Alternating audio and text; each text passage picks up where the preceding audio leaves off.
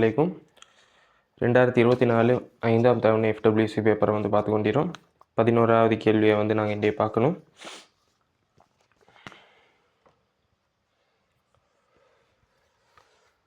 Fe2O3 கார்பனினால் தாழ்த்தப்பட்டு Fe பெறப்படும் தாக்கம் சமப்படுத்தப்படாத சமன்பாட்டால் காட்டப்பட்டுள்ளது. சரியா? இப்போ ஒரு தாக்கம் ஒன்று தந்திராங்க. Fe2O3 கார்பனினால் தாழ்த்தப்பட்டு Fe வருதாம், அதோட கார்பன் மோனாக்சைடு CO வருது. சரியா? சமப்படுத்தப்படாத சமன்பாடுன்னு சொல்லிடுறாங்க. நாங்கள் ஃபஸ்ட்டு சமப்படுத்திட்டு இப்போ சரியா 2 Feக்கு 2, அப்போ 3 OEக்கு, அப்போ நான் எங்கனைக்கு 3 ஆக்சிஜனை போடுறேன், 3 கார்பன். சிம்பிள் தானே? ஓகே. இப்போ பாருங்கள், 350 கிராம் Fe2O3 350 கிராம் Fe2O3 கார்பனினால் தாழ்த்தப்பட்ட போது 224 கிராம் Fe பெறப்பட்டது. சரியா? 350 கிராம் Fe2O3 350 கிராம் Fe2O3 அது வந்து கார்பனால் தாழ்த்தப்படக்குள்ள 224 கிராம் Fe விளைவாக கிடைச்சதா? சரியா? எனின் இங்கு பயன்படுத்தப்பட்ட கார்பனின் இழிவு திணிவாக அமையக்கூடியது. கார்பன்ட இழிவு திணிவாக அமையக்கூடியது எவ்வளோன்னு கேட்குறாங்க. சரியா? ஓகே. இப்போ எங்களுக்கு வந்து 350 கிராமை வந்து நாங்கள் இங்கனைக்கு எடுக்கலாம். ஏண்டா 350 கிராம் முற்றாக இங்கனைக்கு வந்து தாக்கம் அடைஞ்சிக்கான்னு எங்களுக்கு தெரியும். ஆனால் எங்களுக்கு ஒன்று சொல்லலும், உருவாகிற Feயை வச்சு எனக்கு Feயோட மூளை காணலாம். மூளை கண்டா இங்கனைக்கு Feக்கும் கார்பனுக்கும் இடையிலான மூல் விகிதம் 2:3. அதை வச்சு கார்பன்ட மூளை காணலாம். கார்பன்ட மூளை கண்டா அதுக்கப்புறம் கார்பன்ட திணிவை காணலாம். சரியா? ஓகே. இப்போ Feயோட மூளை காணும். ஃபஸ்ட்டா Feன்னு போடுறேன். Fe திணிவு என்னன்னா 224. சரியா? கிராம். கீழே மூலக்கூட்டு திணிவு வரும் 56 கிராம் மூல் -1. அப்போ இதை வந்து சுருக்கினாண்டா 6 மூல் வரும். 6 மூல் வரப்போகுது. சரியா? ஓகே. அப்போ கார்பனுக்கும் Feக்கும் இடையிலான மூல் விகிதம் 3:2. ஆகவே கார்பன்ட மூல் என்ன வரும்? 6 வந்து 2க்கு 6 3க்கு எத்தனைன்னு பார்த்தா சரி. சரியா? அப்போ 6 வந்து 2ஆல் பிரித்து அப்போ 3 வரும். சரி, நான் எனக்கு என்ன சரி பிள்ளை விட்டிறான். 3 கார்பன் 2 Fe சரி தானே? ஓகே. இன்றைக்கி வந்து 4 மூல் வரும். ஓகே 4 மூல் வரும். சரியா? 4 மூல் வரும். அப்போ NC கார்பன் மூல் வந்து எவ்வளோ வரும்? 6 மூல் வரப்போகுது. சரியா? என்ன செஞ்சேன்? 4 வந்து 2ஆல் பிரித்து 3ஆல் பிரிக்கினேன். 4 வந்து 2ஆல் பிரித்து 3ஆல் பிரிக்கினேன். சரியா? ஓகே. இப்போ அடுத்தது வந்து திணிவு. கார்பன்ட திணிவை காண்றது. அப்போ மூல் சமன் திணிவு கீழ் மூலக்கூட்டு திணிவு. அப்போ திணிவை காண்றதுக்கு 6 தர மூலக்கூட்டு திணிவு என்ன 12 கிராம் மூல் -1. அப்போ பெருக்கினண்டா 72 கிராம்டு வரப்போகுது. சரியா? அப்போ பயன்படுத்தப்பட்ட கார்பன்ட திணிவு வந்து 72 கிராமாக காணப்படும். ஓகே. இப்போ இனி வந்து எங்களுக்கு வந்து டிரெக்டாக விடைக்கு போகலாம். 5வது ஆன்சர் தான் வரும். எதுக்கும் நாங்கள் Fe2O3ல எவ்வளோக்கு திணிவு வந்து பயன்படுத்தப்பட்டீங்கன்னு சும்மா பார்ப்போம். சரியா? பார்த்தாண்டே என்ன வரும்? ஃபஸ்ட்டாக இப்போ Feயோட மூளை கண்டிரும். Feயோட மூல் வந்து என்ன வந்துச்சு? 4 மூல். அப்போ Fe2O3 Fe அப்படின்னு பார்த்தோம்டா 1:2. அப்போ 1:2 Fe2O3 மூல் வந்து வரும் எவ்வளோ? 4 மூல். அப்போ இங்கே வந்து வந்தேன்டா 2 மூல் வரும். சரியா? அப்போ அதை வச்சு எங்களுக்கு என்ன காணலாம்? திணிவை காணலாம். Fe2O3 அப்போ மூல் வந்து 2 தர மூலக்கூட்டு திணிவு வந்து என்ன வரும்?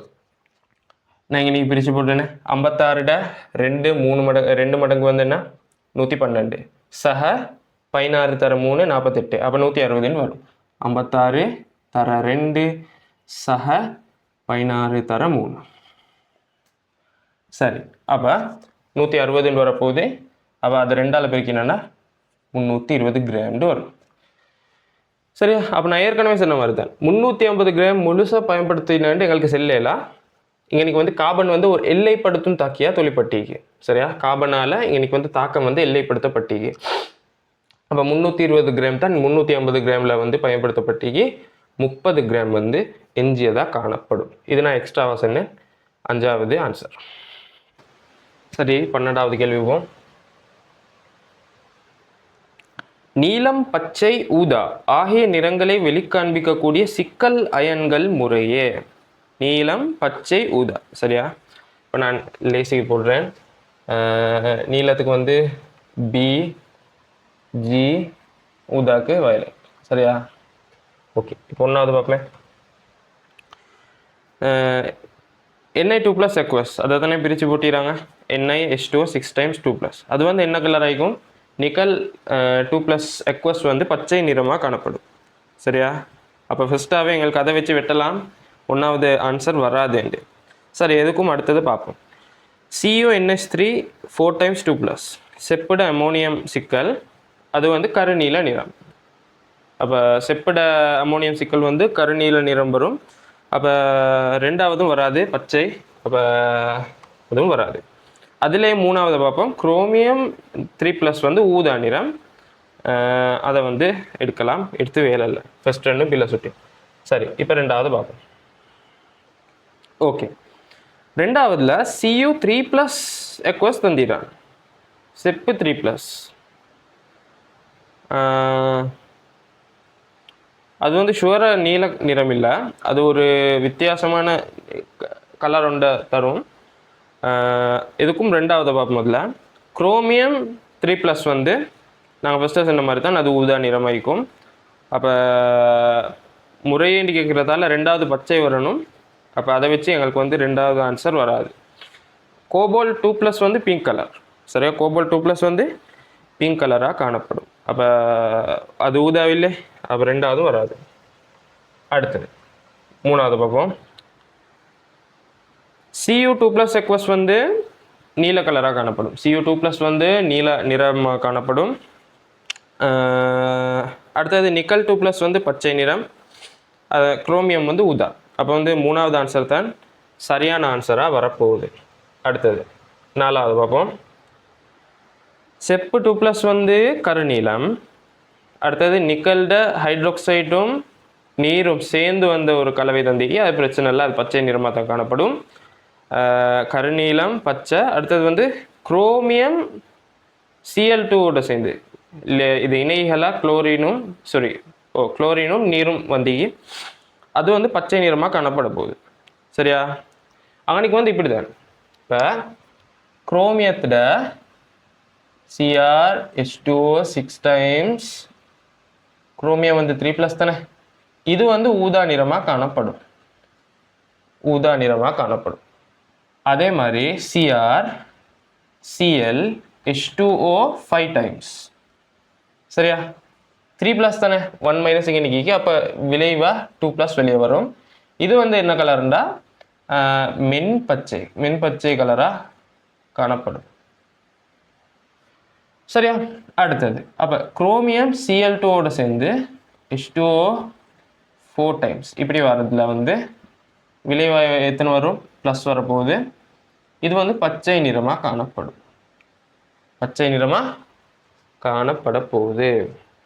அடுத்து குரோமியம் Cl3 H2O 3 times விளைவாகினை வருமா? ஏற்றம் கொண்டு வராது. சரியா, இப்படி வர்றது வந்து ப்ரௌன் கலராக காணப்படும். ப்ரௌன் கலர் கஃபில நிறமாக காணப்பட போகுது. சரியா, இப்போ உங்களுக்கு பார்த்தா விளங்கிக்கும். தூய குரோமியம் 3+ வந்து ஊதா நிறமாக காணப்படும். மாசு ஊட்டப்பட, அதாவது நீர் கரைசலோட குளோரின் இல்லாட்டி வேறொரு இது ஒன்று சேர்வையோடு சேர பச்சை நிறம், அதே மாதிரி ப்ரௌன் கலர் லாஸ்ட்டுக்கு வருது. சரியா, ஓகே. அப்போ அப்படி பார்த்தா எங்களுக்கு வந்து இன்னைக்கு ஊதாண்டு செல்லையெல்லாம் பச்சை நிறமாக தான் வரும். அப்போ 4வது ஆன்சர் வருமா? 4வது ஆன்சரும் வராது. அடுத்தது 5வது பார்ப்போம். 5வதுல வந்து கோபால்ட் 2+ நான் கோபால்ட் 2+ வந்து ஃபஸ்ட்டு கோபால்ட் 2+ அமோனியம் சிக்கல்னா கோபால்ட் 2+ அமோனியம் சிக்கல் வந்து மஞ்சள் கஃபில நிறமாக காணப்படும். கோபால்ட் 3+ அமோனியம் சிக்கல் வந்து செங்கஃபிலமாக காணப்படும். சரியா, அப்போ கோபால்ட் 2+ வந்து மஞ்சள் கஃபிலம், கோபால்ட் 3+ வந்து செங்கஃபிலமாக காணப்படும். அப்போ இங்கே மஞ்சள் கஃபிலம் தான் வரும். அப்போ அதை வச்சா எங்களுக்கு வந்து 5வது ஆன்சர் வராது. எதுக்கும் 2வது பார்ப்போம். NiCl4 2- வந்து மஞ்சள் நிறம், ZnNH3 4 × 2+ வந்து நிறம் இல்லை. சரியா? ZnNH3 4 × 2+ வந்து Zn அமோனியா சிக்கல் வந்து நிறமற்றது, நிக்கல் மஞ்சள், அதே மாதிரி கோபால்ட் வந்து மஞ்சள் கஃபிலமாக காணப்படும். ஸோ 5வது ஆன்சர் வராது. அப்போ 3rd ஆன்சர் தான் எல்லாம் பொருந்துறது மாதிரி காணப்படுது. ஓகே, சரி. 13வது கேள்வி போம்.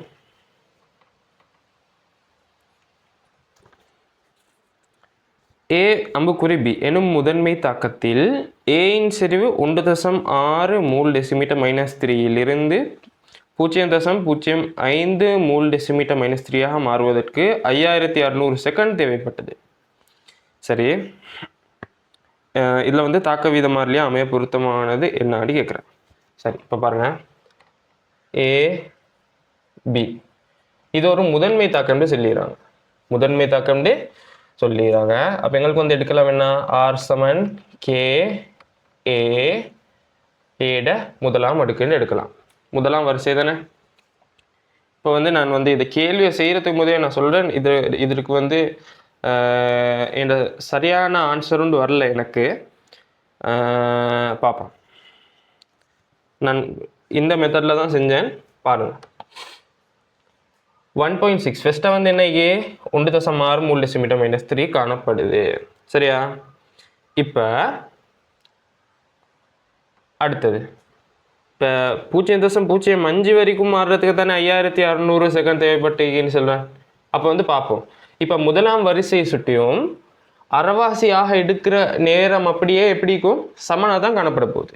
சரியா? அரை ஆயுட்காலம் வந்து இப்போ 0.6லேருந்து என்ன 0.8க்கு போகிறதுக்கு வந்து டீண்டு வச்சா, அதுலேருந்து மறுக்கணும் 0.4க்கு போகிறதுக்கும் டீ தான், அதுக்கப்புறம் 0.2க்கு போகிறதுக்கும் டீ தான், அதுக்கப்புறம் 0.1க்கு போகிறதுக்கும் டீ தான், அதுக்கப்புறம் 0.05க்கு போகிறதுக்கும் டீ தான்.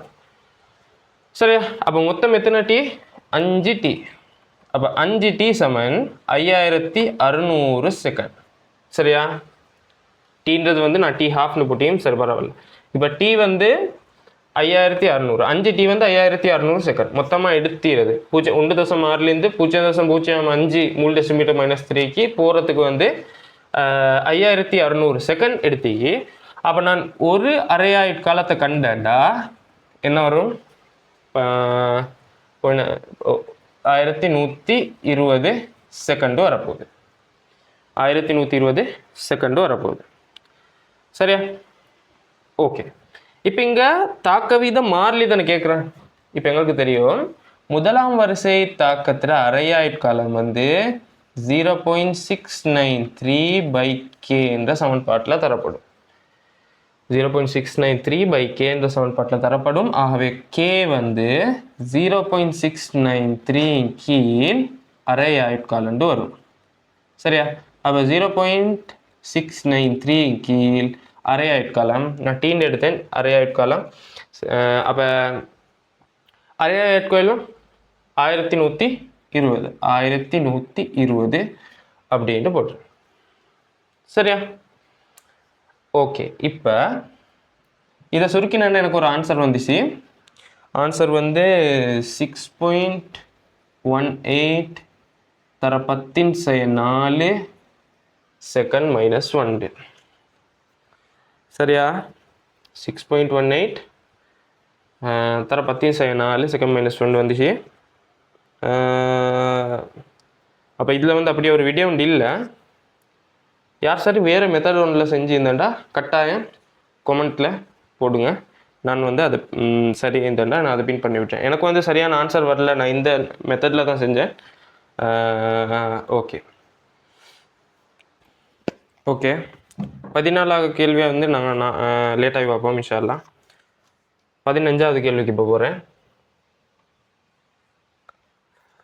சரியான கூற்று என்னடி கேட்குறாங்க.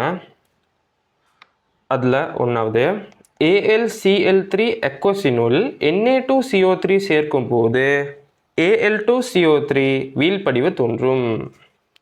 சரியா? இவங்க சொல்றது என்னண்டா Al3 plus aqueousக்குள்ள Na2CO3 Na2CO3 போடக்குள்ள Al2CO3 thrice வரும்னு சொல்றாங்க. இல்லை இங்கே அப்படி வராது.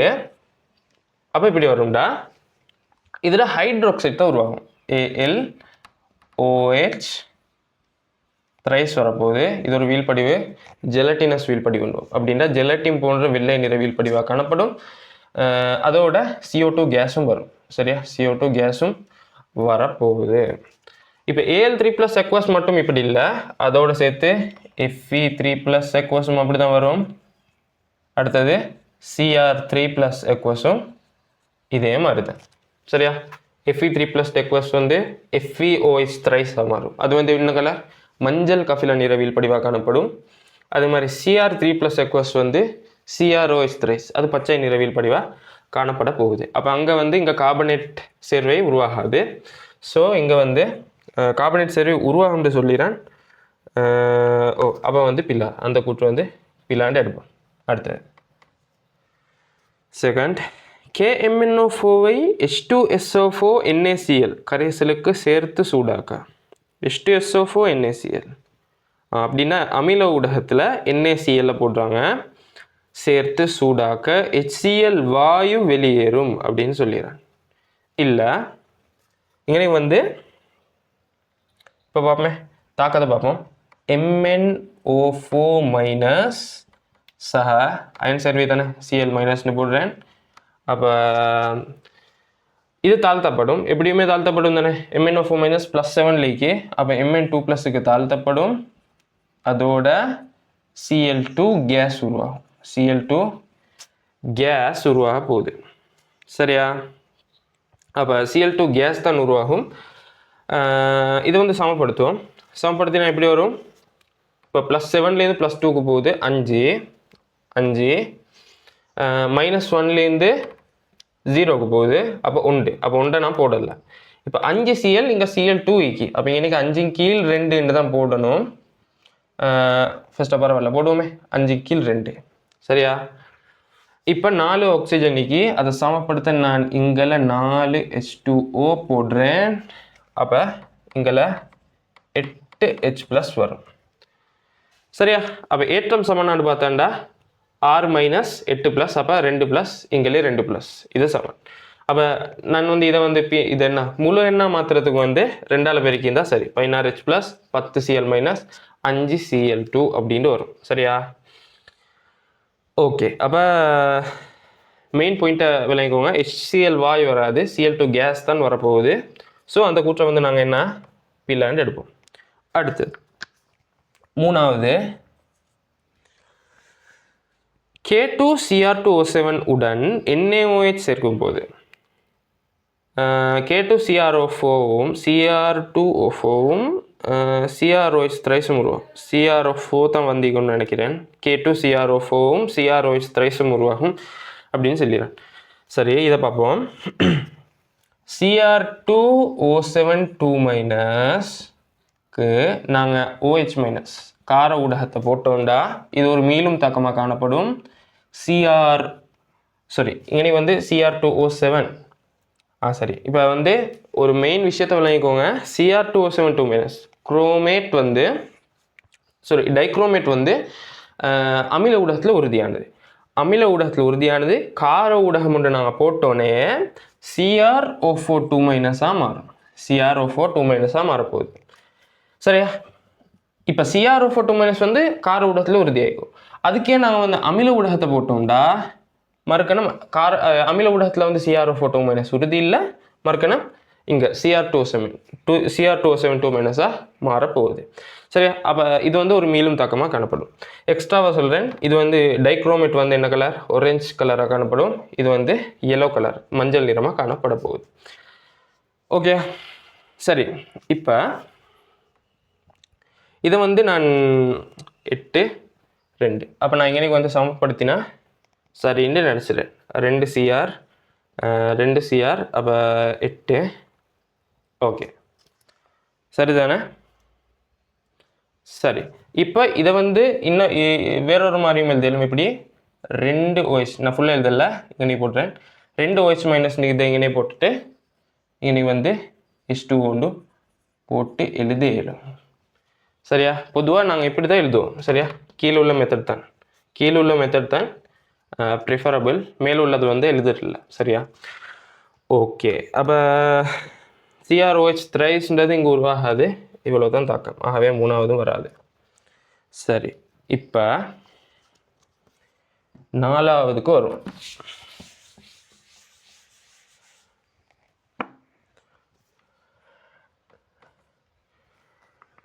நாலாவதுல K3 FeCN 6 times. சரி, இப்போ பாருங்க, இப்படி ஒரு சேர்வையை தந்துட்டு உடன் FeCl3ஐ சேர்க்கும் போது நீல நிறம் தோன்றும் அப்படின்னு சொல்லிடுறேன். சரிங்க, பாருங்க, இப்போ இங்கே வந்து ஏற்றமிக்கா, இங்கே ஒரு நம்பர் இல்லை. அப்போ இங்கே வந்து K ப்ளஸ் வந்து இந்த சேர்வையோட சேர்ந்திக்கு. அப்போ இது வந்து 3 மைனஸாக காணப்பட்டிக்கணும். அப்படி தானே? பொட்டாசியத்துக்கிட்ட 3 வாரண்டா, இங்கே வந்து 3 மைனஸ் காணப்பட்டிக்கணும். அப்போ 3 மைனஸ் வாரண்டா இங்கே Fe2 ப்ளஸ் ஐந்திக்கணும், Fe3 ப்ளஸ் ஐந்திக்கணும்.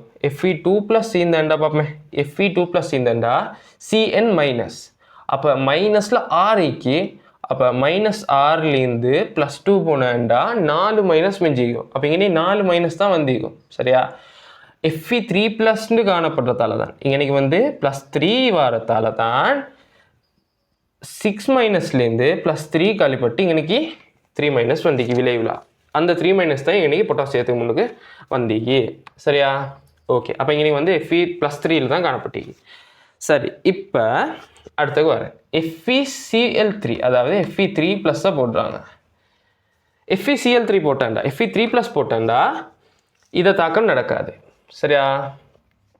FeCl3 போட்டாண்டா இதை தாக்கம் நடக்காது. எதை தாக்கம் நடக்காது? அடுத்த பார்ப்போம். Fe2 ப்ளஸ் போட்டாண்டா இதை தாக்கம் நடக்கும். எதை தாக்கம்? இந்த பொட்டாசியத்தை வந்து Fe2 ப்ளஸ் வந்து இடம்பெயர்க்கும். சரியா? FeCN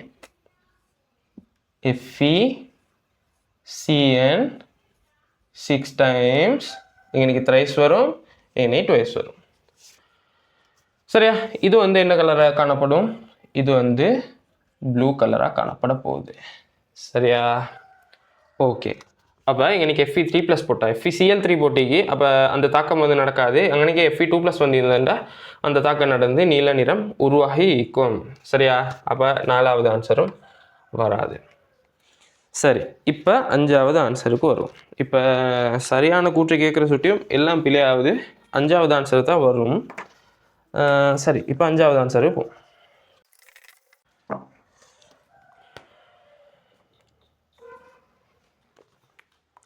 Ki உப்புடன் செரி H2SO4 சூடாக்கும் போது ஊதா நிற புகை வெளியேறும். இன்னைக்கு ஊதா நிற புகைன்னு சொல்லிடுறது அயடின் கேஸை தான் சொல்லிடுறான். சரி, பார்ப்போம். I மைனஸுக்கு வந்து H2SO4 போடுறான். H2SO4 நான் இன்னைக்கு சரி பரவாயில்ல, H2SO4 போடுறேன். H2SO4 போட்டான்டா என்ன வருதா? இன்னைக்கு வந்து SO2 தாழ்த்தப்படும். அதோட இன்னைக்கு I2 கேஸ் உருவாக போகுது. சரி, இப்போ எனக்கு வந்து சல்ஃபர். சரி, அப்போ இன்னைக்கு ஆக்சிஜன் இன்னைக்கு வந்து 2 I போடுறேன். அப்போ ஆக்சிஜனை சமப்படுத்த இன்னைக்கு 2 H2O போடுறேன். சரியா? ஓகே, அப்போ 4H ப்ளஸ் வருது. 2 ஹைட்ரஜன், 4H இங்கே 2 ஹைட்ரஜன் காணப்படுது. அப்போ நான் இன்னைக்கு எக்ஸ்ட்ராவாக 2H ப்ளஸ் போடுறேன். சரியா? அப்போ ஏற்றம் சமப்படுத்தியாச்சு. சரியா? ஓகே, அப்போ ஊதா நிற புகை வெளியேறும்ன்றது அந்த கூற்று சரி. இல்லாட்டி இன்னொரு சந்தர்ப்பமும் காணப்படுது. அதை எப்படின்னா I மைனஸ் வந்து சக H2SO4 தாக்கம் அடையக்குள்ள இந்த +6 ஒட்சியற்ற நிலையில் H2SO4 வந்து நேராக பூஜ்ஜியத்துக்கு போகும், சல்ஃபராக மாறும், அதோட I2 கேஸ் உருவாகும். சரியா? இதை சமப்படுத்தி பார்ப்போம். +6லேருந்து 0க்கு போகுது 6, அப்போ 6 மைனஸை போடுறேன், அப்போ 3 I2 வரும். சரியா? 3 I2 வரும், அப்போ 4 H2O, 4 H2O, அப்போ 8H+, இனி 2க்கு, அப்போ இங்கே 6H+ போடுறேன், 6H+ போடுறேன். சரியா? அப்போ சமப்படுத்தியாச்சு. இந்த தாக்கமும் வரும். சரி, அப்போ 5வது கூற்று இங்கே சரியாக வரும். அப்போ இன்றைக்கி வந்து 5th ஆன்சர் சரியான ஆன்சர்.